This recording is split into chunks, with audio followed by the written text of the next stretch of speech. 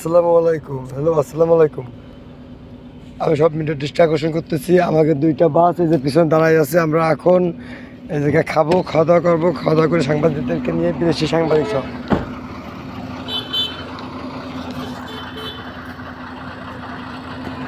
হ্যাঁ, bus driver উস্তাদ, উস্তাদ খাইছে। উস্তাদ না খালি উস্তাদে খাওয়াই নিতে হবি।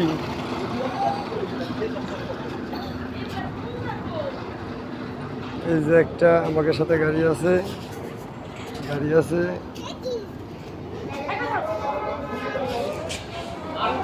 আসসালামু আলাইকুম। আপনারা সবাই খান।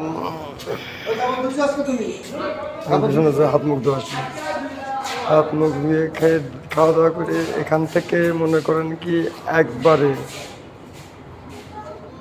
রাজবাড়ি হয়ে পাংশা হয়ে, ঠিক আছে, একবারে রংপুর, দিনাজপুর, পঞ্চগড়, ঠাকুরগাঁ।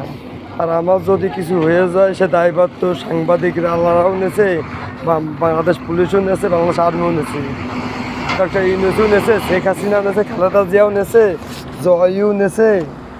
হ্যাঁ, আমার যদি কিছু হয়ে যায় সে দায়ভার, তাহলে তো আমার সমস্যা নেই। আর আমার এই যে 100 জন সাংবাদিক আছে আমার সাথে, এই সাংবাদিকের কিছু হয়ে গেলে পরে এটা সাংবাদিকের লোকরা বুঝবে। সাংবাদিকের যে ইন্টারন্যাশনাল মিডিয়া আছে, ইন্টারন্যাশনাল মিডিয়ার কাছে ওরা কী জবাব দিবি? যখন মিডিয়া ইন্টারন্যাশনালভাবে ওরা বাংলাদেশের সাথে বেইমানি করেছিল, আমি ইন্টারন্যাশনাল মিডিয়া নিয়ে আসলাম, সেই মিডিয়ার এগেনস্টে যে বাংলাদেশের মিডিয়া সে মিডিয়ারে খেয়ে দিছে।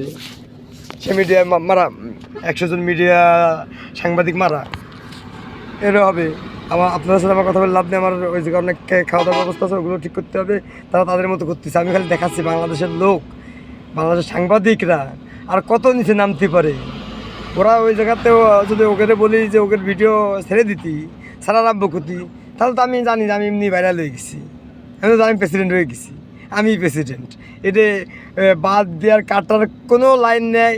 আল্লাহ যেরকম বসাইছে এক আল্লাহ ছাড়া, আল্লাহ আমার যেরকম চেয়ারে বসাইছে ওই চেয়ারে, ঠিক ওই এক আল্লাহ ছাড়া। আমি বলেছিলাম অনেক আগে থেকে, 5 বছর আগেও বলেছিলাম ওই চেয়ার আমার জন্য।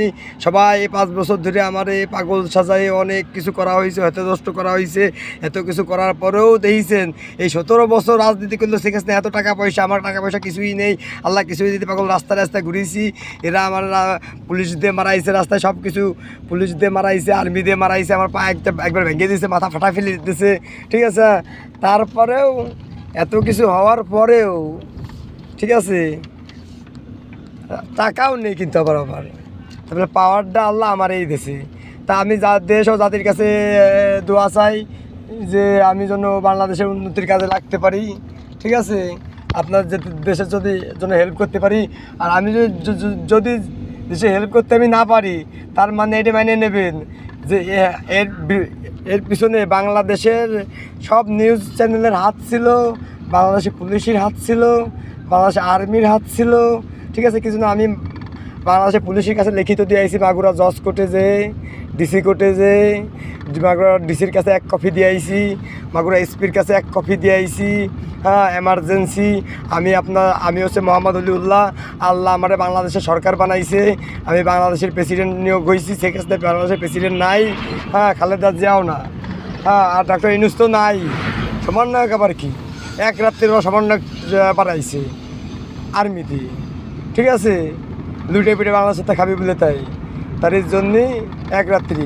তাহলে এরা আমাকে বুঝে দেবে আল্লাহর কাছে, আমার জীবন আল্লাহর কাছে এরা বুঝে দেবে। আমার কাছে যদি একটা বাড়ি লাগে, এরা আল্লাহর কাছে বুঝে দেবে।